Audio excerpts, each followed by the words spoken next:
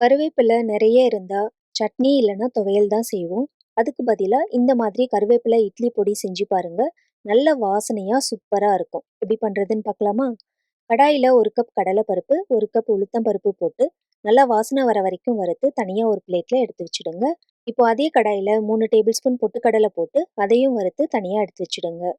1 teaspoon எண்ணெய் விட்டு தட்டி வச்ச 4 பல் பூண்டை தோலோட சேர்த்து வதக்குங்க. இது கூட சின்ன துண்டு புளி, 10 காஞ்ச மிளகாயும் போட்டு வதக்குங்க.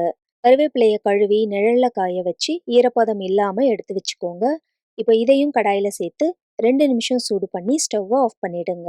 பருப்போட சூடு ஆறுனதும் மிக்சர் ஜாருக்கு மாத்தி வறுத்து வச்ச மசாலா கருவேப்பிலையும் போட்டு தேவையான அளவு உப்பு கொஞ்சம் பெருங்காயமும் சேர்த்து லைட்டா கொரகொரப்பா அரைச்சிக்கோங்க. அவ்வளோதாங்க, நல்ல வாசனையான கருவேப்பிலை இட்லி பொடி ரெடி. இந்த பொடியை யூஸ் பண்ணி மினி இட்லி செஞ்சு கொடுத்து பாருங்க. கண்டிப்பா குட்டீஸ் லைக் பண்ணி சாப்பிடுவாங்க. சேவ் பண்ணி வச்சுட்டு கண்டிப்பா ட்ரை பண்ணுங்க. இந்த மாதிரி இன்ட்ரெஸ்டிங்கான பொடி ரெசிபீஸ்க்கு நம்ம பேஜை ஃபாலோ பண்ணிக்கோங்க.